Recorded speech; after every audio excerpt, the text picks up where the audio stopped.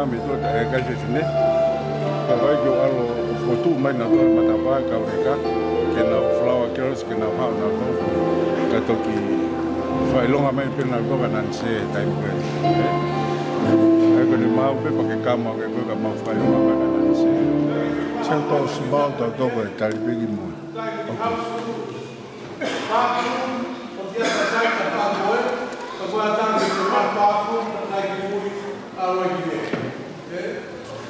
Sai pensava fare l'otto volti un tampone e tanto che da una volta di ahò da a silong tu vada al centro dalla community ya le ho firmato da come il mondo o il mamma mi ha piantato che per poco per tantani halam tu che hai da fare poco papà mai da un'oretta e halam lui è to fatto un tono di appunto da ho fatto un po' che hai da dopo che nama boleh dia dapat kata perempuan harus berusia 5 tahun.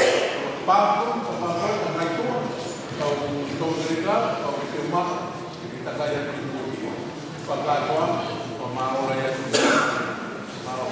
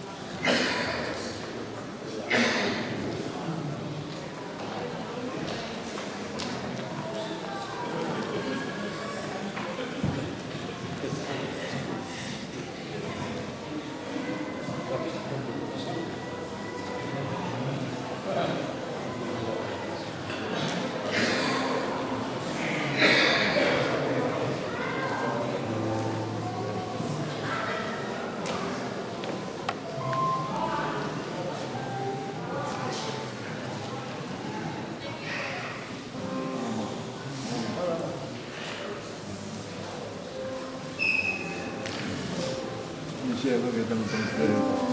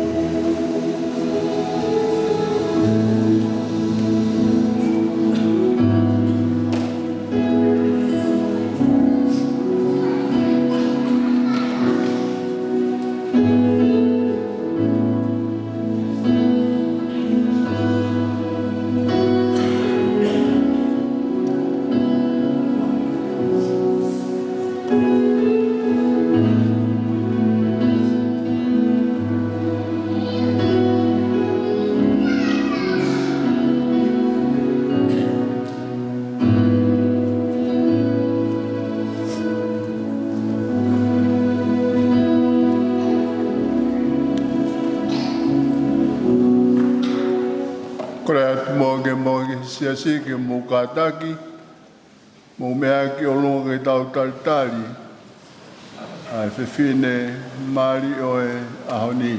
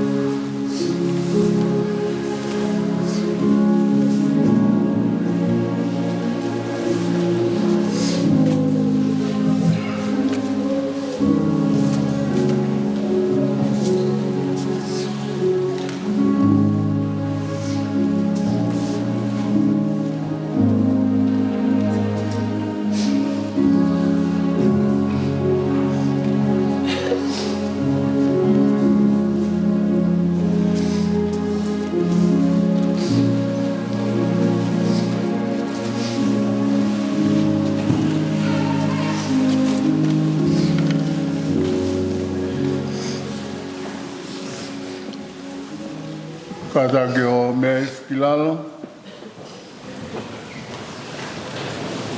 Tapu ke e awhio ai o toa.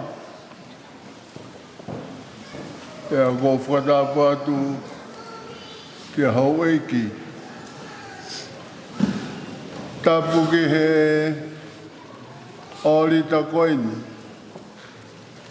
Ua whiri e Solomone Pope. Ka wā Kalonikakala Taufa. E whakahoko ai a e namari maonio ni. Ka tāpu ki tātai whaifkau sea. Mā e kau whaifkau. Ko whatapu atu ka te mōtoro kotoa pē mō mea heni. Ke tau kau. Whakalangi o e mari o e ahoni. Ki heni e whaere sita me he pureanga.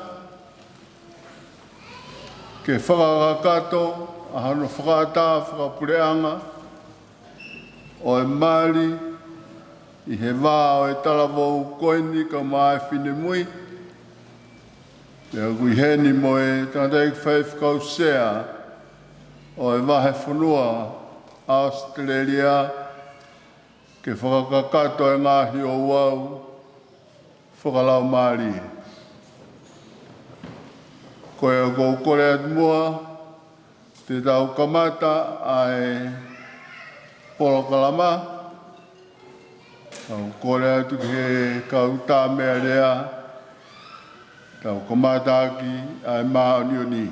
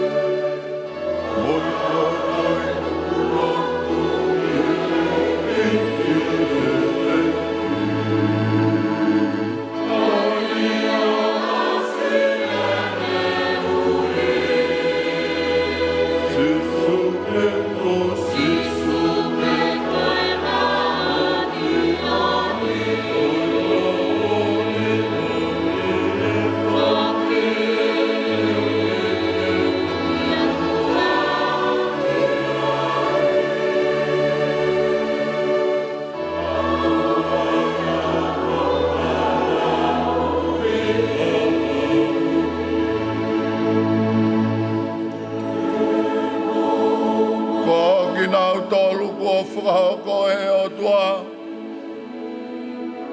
Ke o ana whakamāwai e he taha. Whenanga loia e ko sisu kalaisi. Ki he tangata mo e whewhine. Ke no nofo he mari maoni oni. Kone tūtoni. I he huawhao e tamai. Mo e alo. Mo e lau mari e maoni oni. E meni.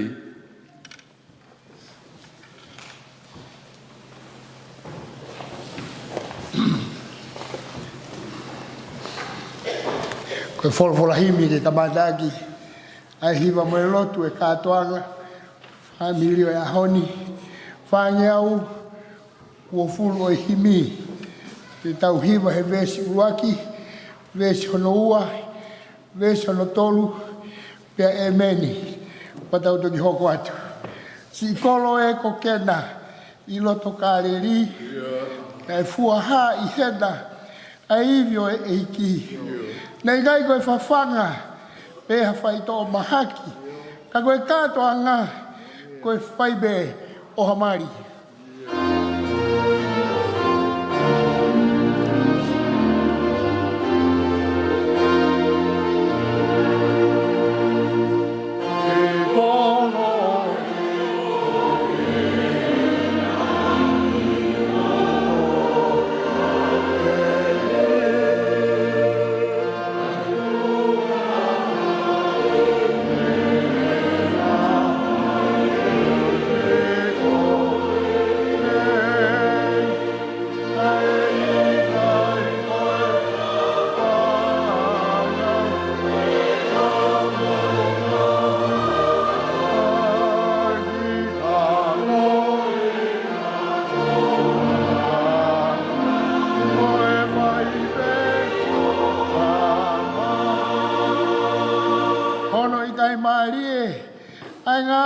Ne whai, diriu ai vai koe waine, ke whakatata aki, e koe tūtu uni, ke whairelei, ka whairelei ai mari, kua kehe ai mo'ui, kua waine pe ai vai.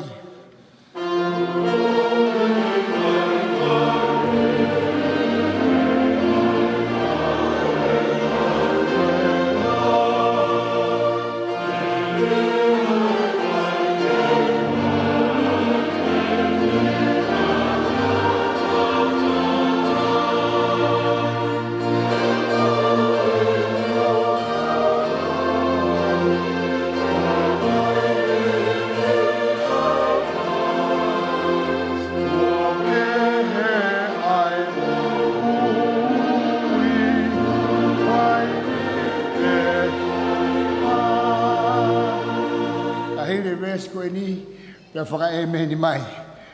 Koe fua tāpua ki, ai tau tamai ia. Ke hoko pe ai mari, koe koto fie fia. Ke hanga ori aki, ai kai ngā kotoa, kai piki ki he waifi. Koe matai koloa. Amen.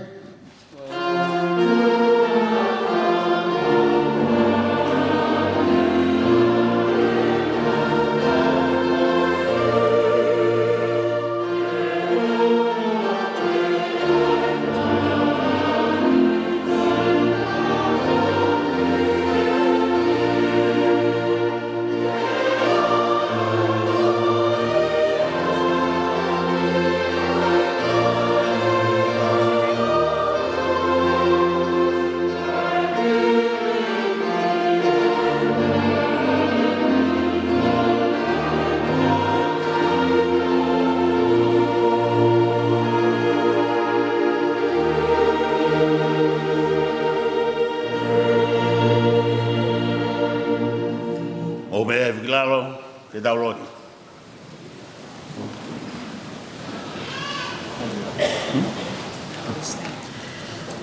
E o tua maf. Ma o famoni ko toa pe. Ko tu I lau itani te ai a Fiona. E tu pe mua ki ma kwau fataha mo e hoste o loto lagina. E whamalo. Ai tāpuha, ai a Fiona, ko Sihova sāpauti. O whonua he wani, pia mo mamani, I he nau e a Fiona. Ko koe ia, ai kamatanga o e mea ko toa pe, e universi umau iai. Pia au whamao popo ki ati koe, ai ngāue, ai mea mo ui ko toa pe, he universi. Aho koe ni, koe aho na e tae iloa. Neongo na e tuku ai whakamu, pia mi e kua hiri. Ka koe aho koe ni, ko ke omai ai ongo whamiri ke mau whakamooni ko toa pe, ko koe ni, ko ke tuku mo mau tolu, ai honi. Ko ai o mau whamaro ai ki ho a fio, Koe unga koe whakawhainga maari o mea hano kotoa pē. O au kau mai ai family ngai tapa ke o fonuani. Kai uma atua preanga ke mau kau fataha pe mo Solomone. Ke whamaoni. Kare ikai ai a Fiona. Ikai ko a mautoru ai hou a koeni. Mau fia u hene ai whanau a hou eiki. O hene a tangata i whai kau pūre o vai whanua. O hene ai ongo family ke mau kau whatahi ono hapai hatu ki hoa a Fio. Ai langa whare o whai a Solomone. Kau maa Kalonikakala i he aho mahu inga koeni ki hea na moui. He mooni hange koe laua e wholofola kai kau a Sihova i he langa u whai. Koe koto kula noa e mau whaka o sia. Aho koe ni ko o mai he ongo family ke mau lalanga. Ai whare o e tala mauri pia moe whine mui i he makatu ka koe a Fiona. Koe langa ia he ikaito e mauea i ha mea i he mouini. Tua e mau whakamalo ke at koe i ho tuku ke a mau tolu ai whainga maari o e fiafi koe ni. Tuku ke mau fia. Pea tuku ke mau whakaha ko koe ni. Na ke omai ai koe ni ke mau fia ai. Pea mau neka i ngahi mea kotoa beo mau whai. Tua e mau hapai atu si talaboni ka mai whirimui ki hoa Fio. Haere mai o tāpua ki pake whamonui a langa whare una whai. Ke makatuunga beye ia te koe. O ana makatuunga i ha mauiwi, pako ha mau poto. Ka tuke makatuunga beye ia te koe. Koe langa ia e tūloa ai family o au ki hingatanga o e mau mui. Haere mai ha lau maari mau neoni, tau whiao pia mo koe e whei anga o e whiwhini. Hae toenga ngahi whatongia kotoa pe. Mau hapai atu ke haere mai o tataki ki mau tolu. Ka mau kei mui pe o whakao ngongo atu. Koe whanau ki mau tolu ai a Fiona. Tāria e lotu pe mo hu. Mau hapai atu he e whiwhini. Kore kotoa ngai mea ne Christ ko alo. Ka ko koe ho mau whamui. Amen.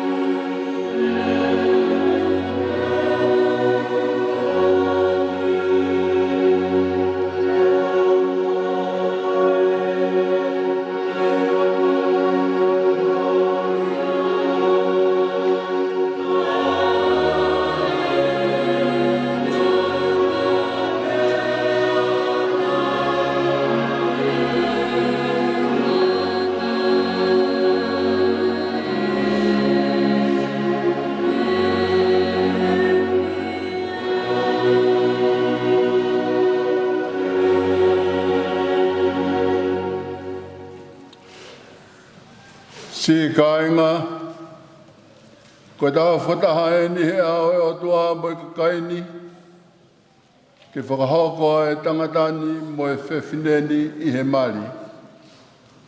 Ai a koe no nofo ku molu. Pena e tūtūni he taimi o kei hao a e tangata. Pea koe whakatātā e fu misteri, koe no nofo a kalaisi mohono si. O kuhaa koe mea maoni o ni he mari. He nai hono kātoa ngai a kalaisi. O ne whakalangilangi he ne whai e ne ua ki mana. Ka au kai ko ha mea ke oho noa ki ai hataha. Pe ke whai ha mumu noa o hange koe mea mai ngā. Ka ke whai tokanga pe whakakaukau. Pe i he loto o pasia ki he otua. Ke o ana pūri whoki e ngāhi uhinga o e tūtūni ko ia. Aia koe tau whio e auha aho tau whahinga. Pea ke tūpu ako ne kina e ka kai I he anga whakalotu. Mea te puhu ke ia e hawhetoko ni aki he tau whanonga I mamani I he lelei mo e kovi whakatawos. Ko mea ko ia ko hoko ai ki hene e o ka ingani. Ko ia ka o ku ia I hataha ku ne iroha mea o ku tonu ke Taufa e na mari. Pea ke ne reani ki ai. Whewhe whamiri o Solomon e kua hataha ku ne iroha mea o tonu ke Taufa e mari ko ni. Whe mari e whamiri o Kalonikakala.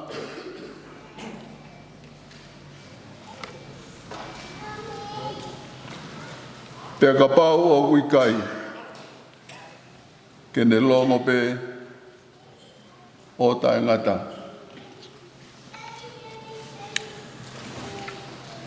Solomon e pope.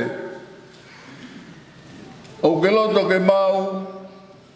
A Kalonikakala Taufa ko hauai whakamau. Ke manono whakataha I whakamau mau ni. O whakatatau ke tūtū ni ai o tua. Te ke ofa ki a te ia.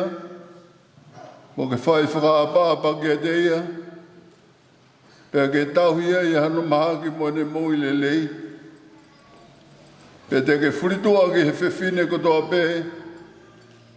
Ka ke no whakoi ki a te ia.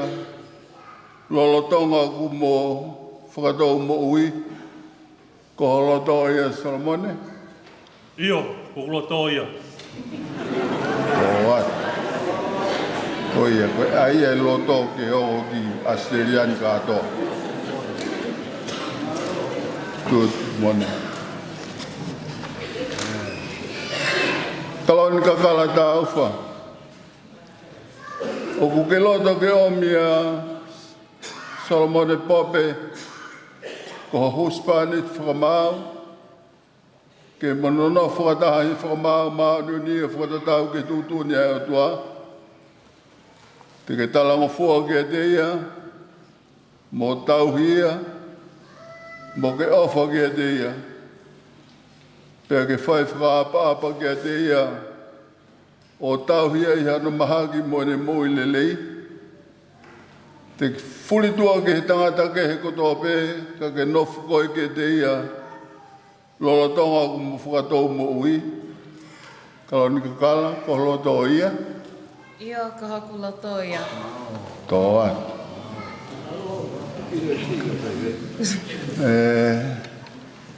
Koe taimie ni o e fuakawa a e ongo tarawon pe mo fine muin. Ko hai ku ne hanga o fuaki ai whewhine I he tangata.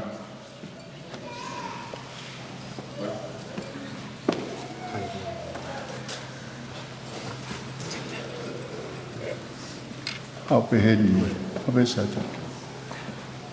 Ni mato matao, ke ni mato matao.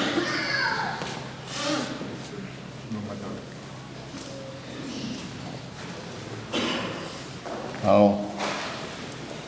Mo puke ba wa hamoni ma ole vai vete he te ke mo vete. Fai o foga va Solomon.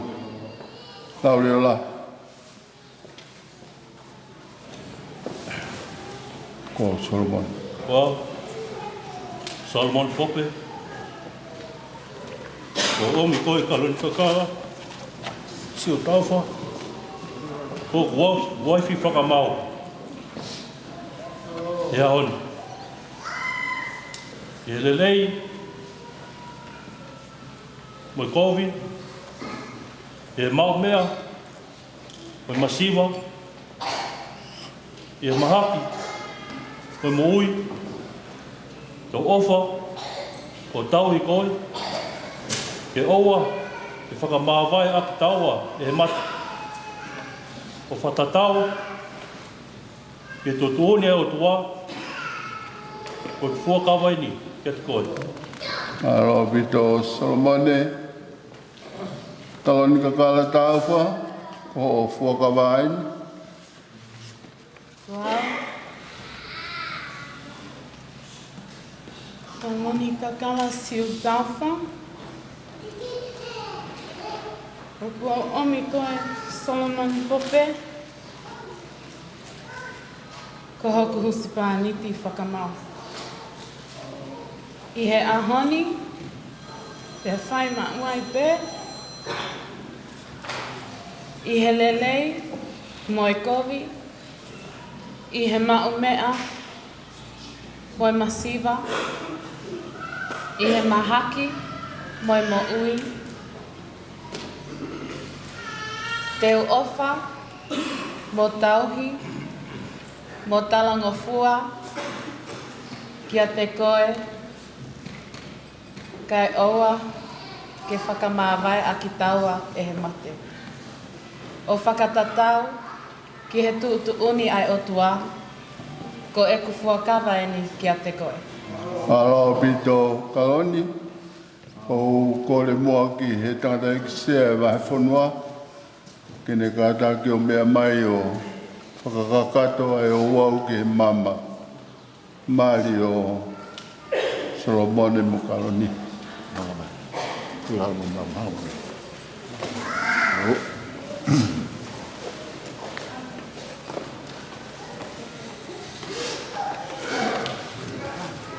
O haia.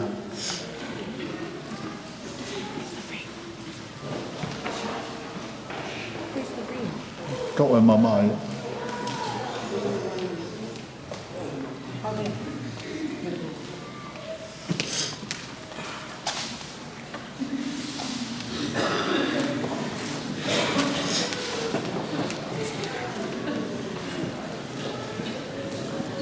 Somebody?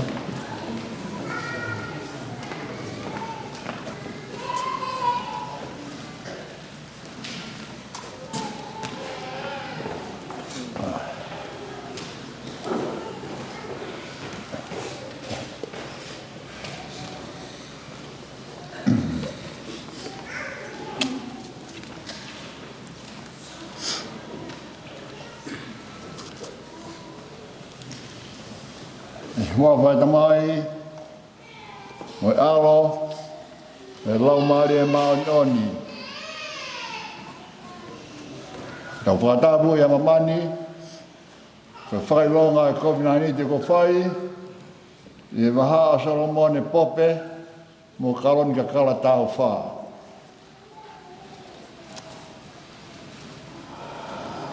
Solomone Pope, Kalon Taufa, o hinga no ai mama, o ringo o ka ke motu ia.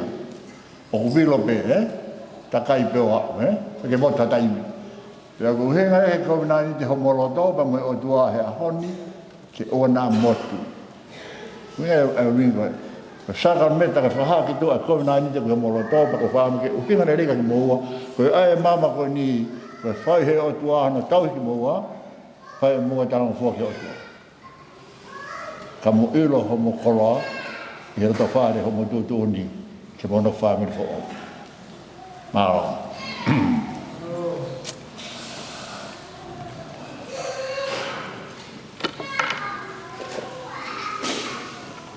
Maro. Iai mui mai ka tiau. Mone? O kou ai e mamani, O ai e mamani, ka whakailonga e kāmiranite, o whakailonga e kominanite, kua ta whai, ko ta whai. e hua whai tamai, E wafo e tamai, mai alo, o alo, mai lau maari e maani oni. o lau maari e maani onu.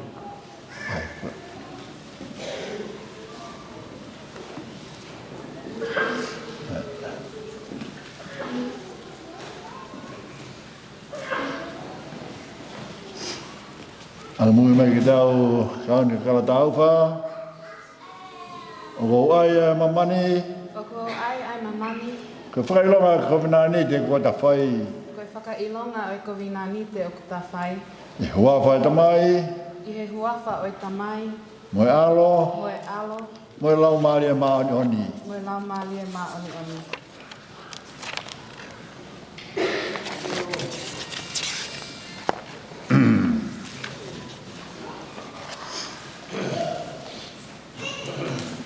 Apa ni mah? Tomata o.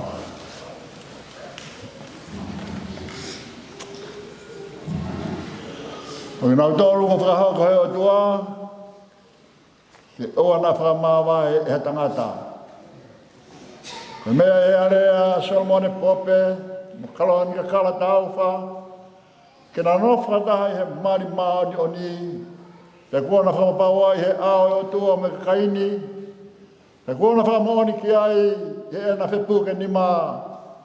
Ko ia, o kua whakahau, ko hose bāne te moe wai whakinaua, i hua whai tamai, moe alo, moe lau maari e maoni oni.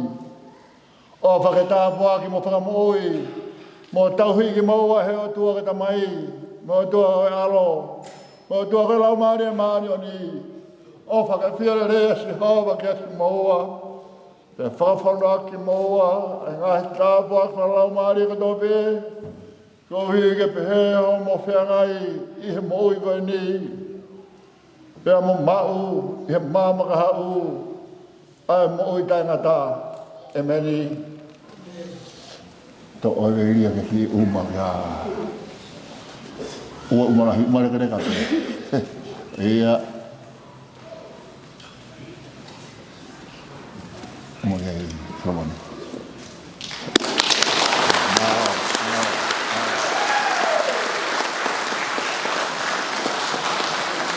Tai mea te tau hoka tuai ki he sakameri te homohe. Kore atu ke tamai me whae Solomone, o mai ta whakoe. Kore atu ke tamai me whae Kalonikakala, o mai ki mua ki te whakoe. Te tau sakameri te whakatahape, tai me ta. Te marawa tu, pentang,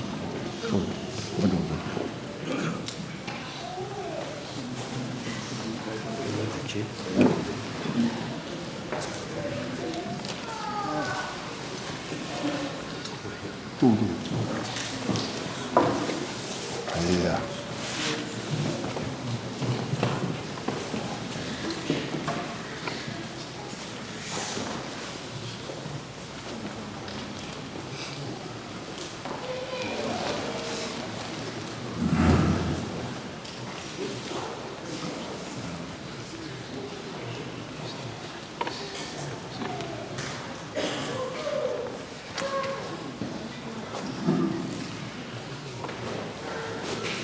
Kātaki pei he tau whakai e whini kai tūtūni pei e whai roto ni o kai ki ngofua ki whai a au ki mua he whai roto koe ne kau Asiria tau ngata pe heni e ko ia neo ne e fi e te tau rawa pe o whai e tau whatu mia heni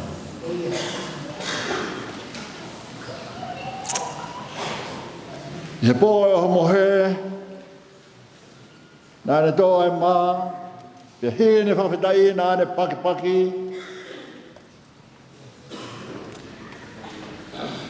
o ne atu hene kaua ko ne mea hok sino e ne kai fuak ma mo tolu mo tolahi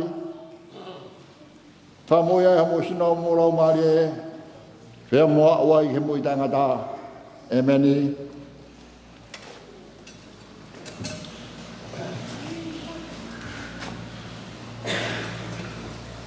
pe foki na ne to ai wai ne hile mo he hile ne whakatai na me a ko to to e ni e to to foka fo o ai a foka ma moa na mo to lahi i lo nga mo inu ia mo fai pe he mo tra manatu ho fa ta mai me alo mo lo mari ma ni oni e meni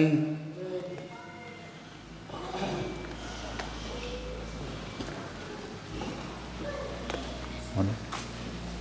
Oh, mana? Hai.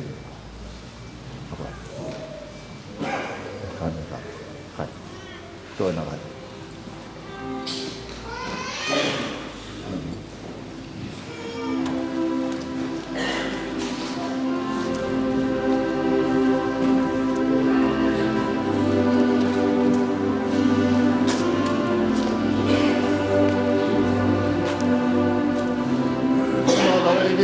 whaka o hiwa mo tolu.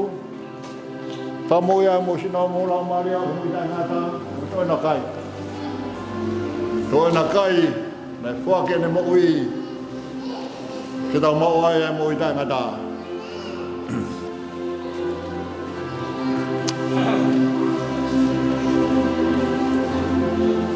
Kalonikakala. Whakaino o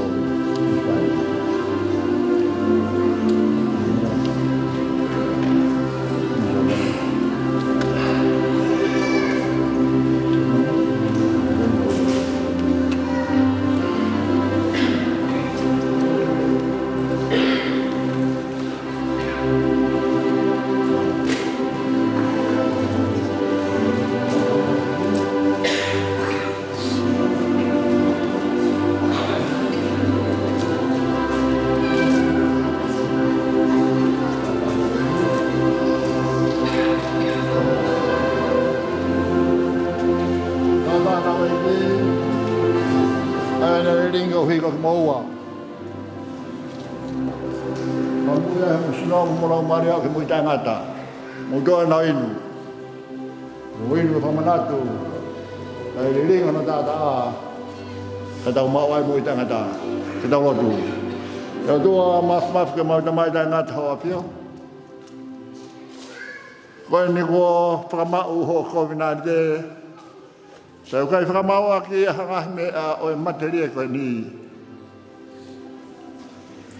Heu kai hokos no be he materia ko ni ai tani di. Ko whakama uea a ke koloa be mei tani ti na koe ta a. Aho arapere ko Sisu Christ. Pe me sina maa ni honi a whiana ko pou mai a Sisu Christ. Ke sila ea ki a whiawha aki. Aku nafaroto he takere. O Solomone ka Kalonikakala e ahoni. Pia kaua e ango whaamirini kua na mau whamoni a tamai me whae. Pia mau kaukotoa e whamoni. Koe anga e hoa whio.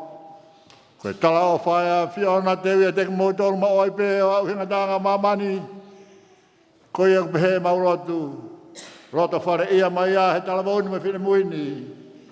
He o mātua whaoni o na hiri kai whai pota ngata. Amen.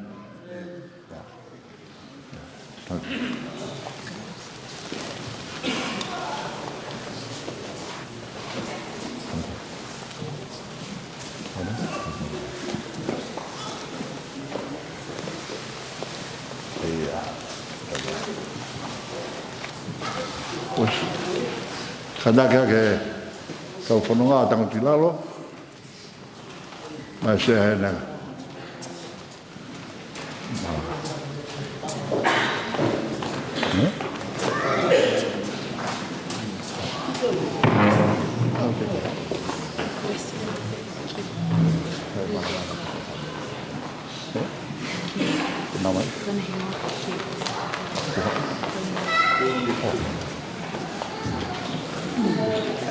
Iya.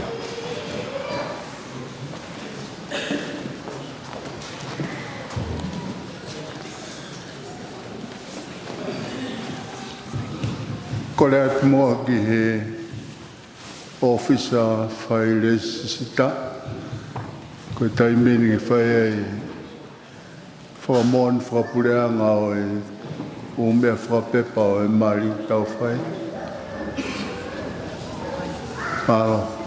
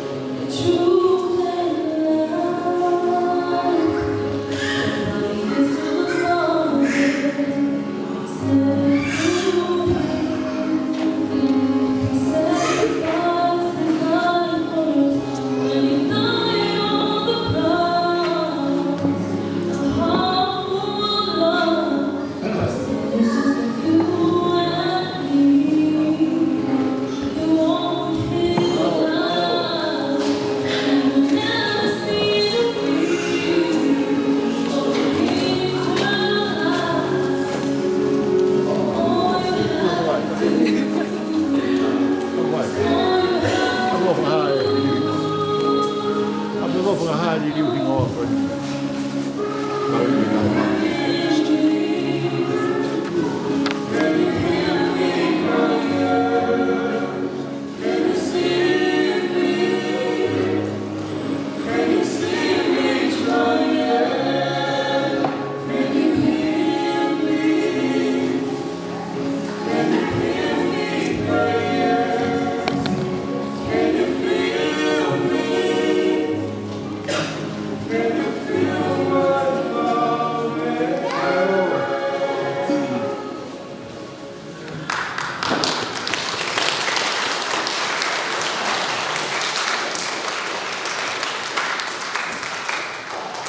Ka inga koe ahoni, ko lava e di hono whakamoone ngai pepa whakalao o mali a Solomone Pope pe mo Kalonikakala Taufa. Koe i ahoni ku tauririu hingoa o Kalonikakala Taufa.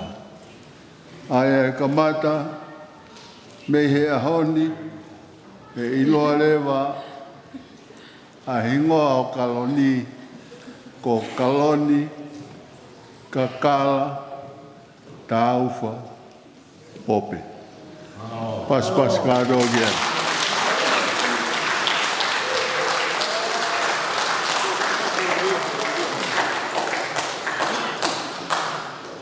Kole kia tau lama kene spela e tau him whaosi, whai pia tau ki pōpō no pē.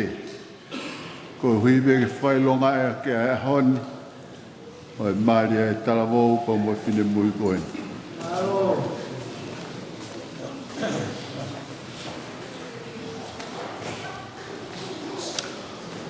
Kono whāngau me ua whulu maria e hibi, o mea ke tau hewa.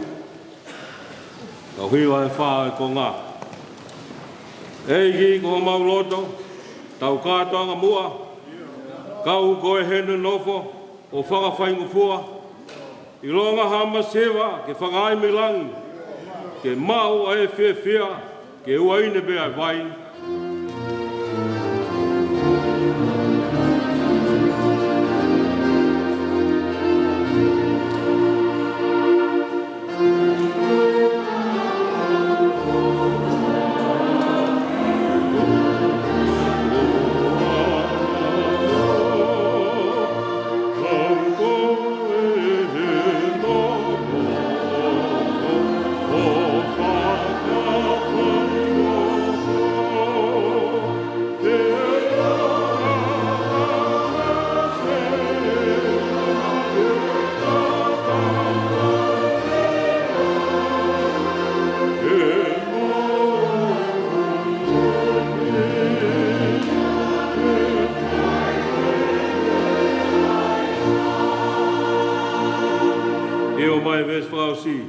Eiki ke tāpuaki, ai ongo mea koeni, o hange koe mari i kena i kāreri, ke haa i hona api ai ngāwe o tua, koe whi ofo whani, koe waine whisi mua.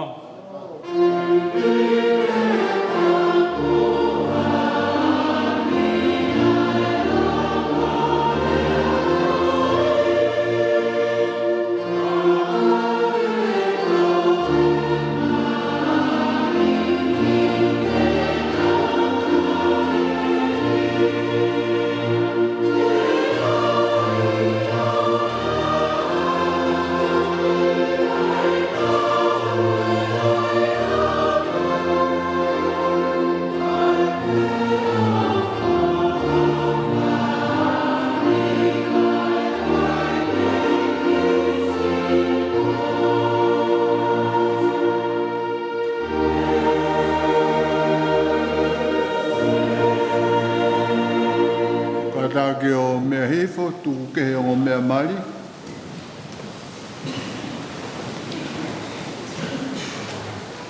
Ko e tohe whakabone di ko os mari. Solomone pia mo Kaloni. Pia whaoang e tohi ki tangata. O toki ilo ake ki mui wala tangata la ko hore tohi e pōwe vei. Ko e te Taufa ke tohi aho ni kia Kaloni. Ke alo toka ngai, ko e tohi mahui ngai ni. Ko hi ke tauhi atua ke nanu nofo. Alo o pita. Alo.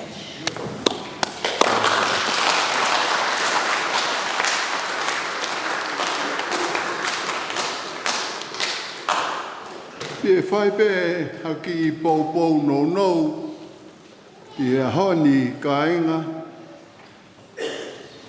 Ma whana pēu ia he ku teu mai e ki pou e pōni o e ahoni.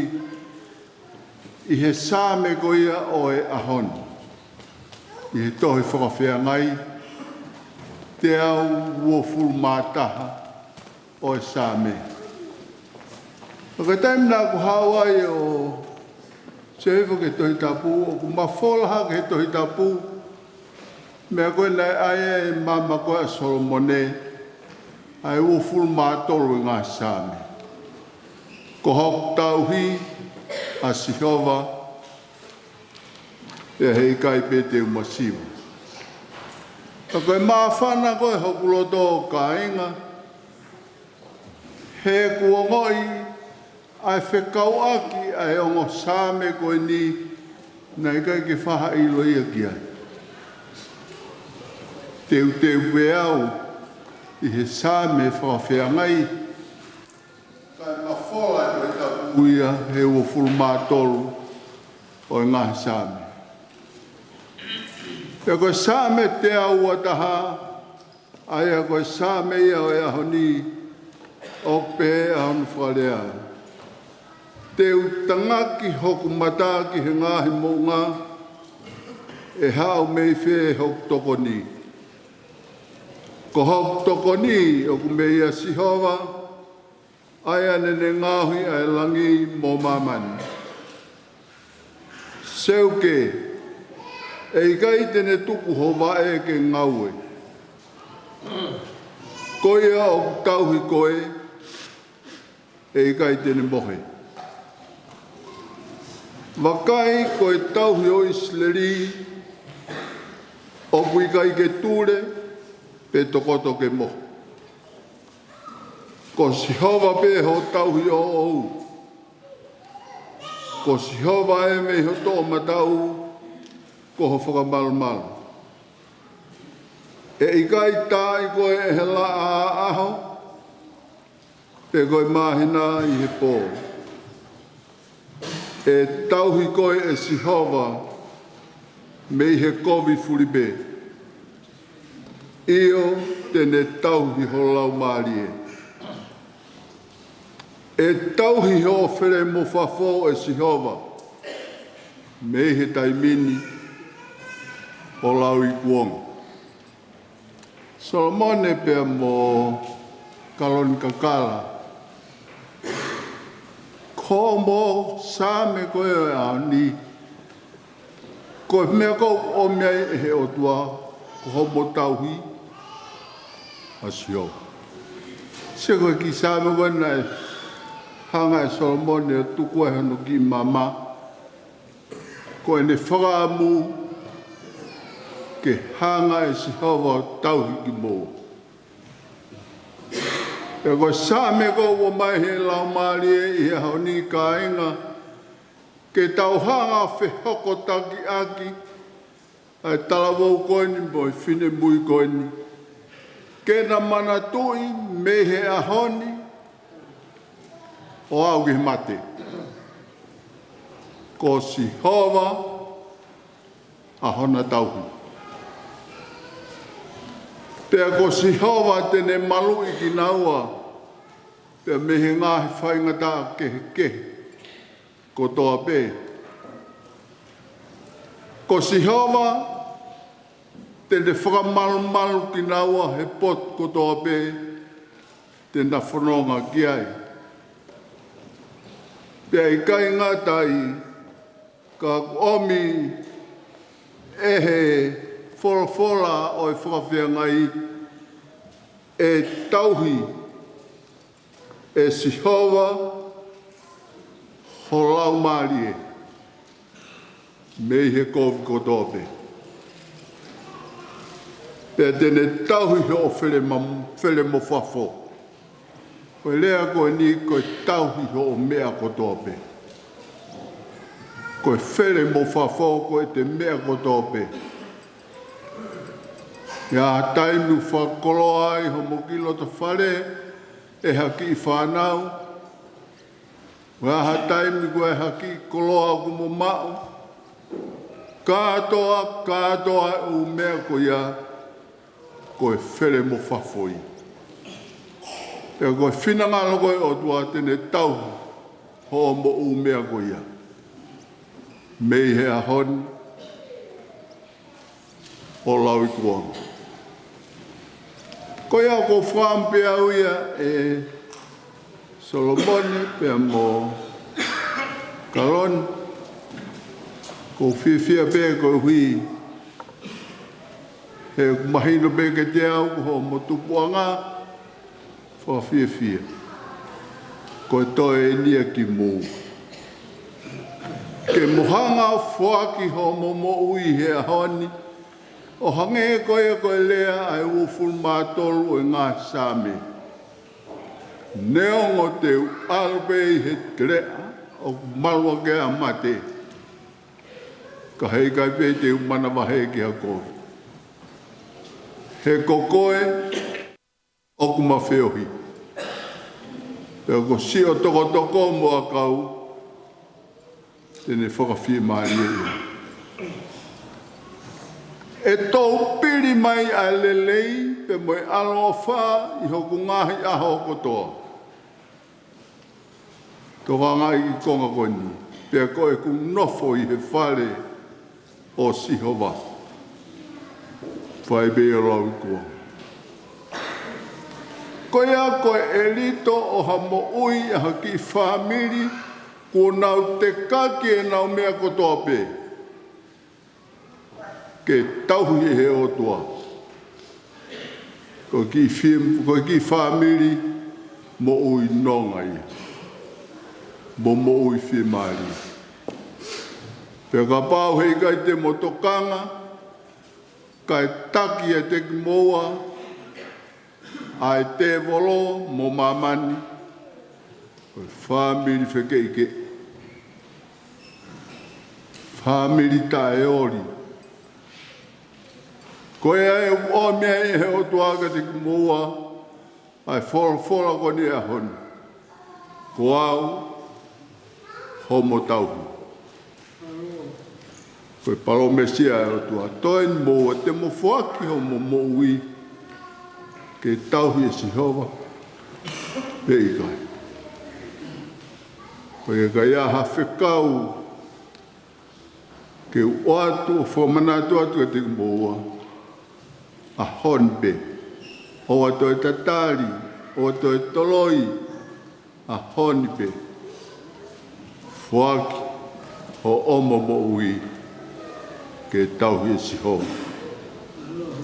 I he hua whao e tamai, mo e alo, mo e lau maari e maari oni, amen. Ke tau lotu. E I koe toa maf, ai a whiona nā ke ngāhui e mau ngāhi mātua, a tama mo iwi, o ke tāpaki e nanonofo. O whake ke hifo mai ki he onga me ani e koloa o ho o keresi. O whakatāpuia ki naua. Ai sino mo e lau maari. Ke nanonofo wheo fofani ke os ena mo ui. Kai hoi fuai pe ho whinangaloi e te ki naua. E I koe toa e palahame, mo ai sake, mo se kope. Ai a whiona nā ke tāpaki e nau nonofo e kau pēteri ake ko ia, ke hifo pehe mai ho tāpaki ki he ongo meani, koe hui ke na whai ho whinangalo nofo malu mawai pe I ho kapakau, o moua ho wha, o au he ngatanga, o ena moui. E i koe tamai aha mau e ki ko Sisu Klais, ai a whiana nā ke whaki ho alo koe huse pāniti o e siasi. O ne whaki eia e ne moui koe hui koia. Ke tuku mai e anga koia ki heonga me ani. Koe hui ke o whai e hono waifi a tangatani. Ke anga lelei mutalango fua e whewhineni ki hono huspanti. Kana whakatou hoko koe ea o e pureanga taingata i a Sisu Kalaisi. Koho alo ka koho mau whakamoui. E meni. Koe Klesia e ki ko Sisu Kalaisi. Moe ofa ai o tua. Moe whiohio e lau maari e maunioni. Ke ia te tau tolu ko tōpe ia. O tai ngata. E meni.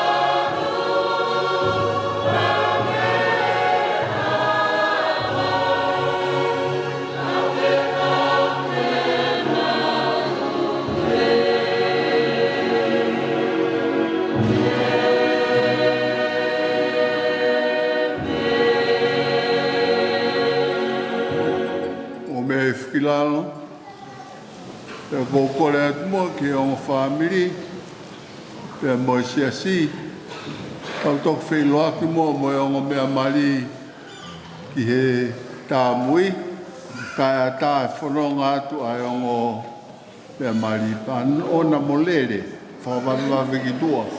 O rau lele he te baua atu mui, pe au no manawa ha whangana, ware osin manawa. Koe te tau hoko atu lewa, ka take kau whanonga a ngā.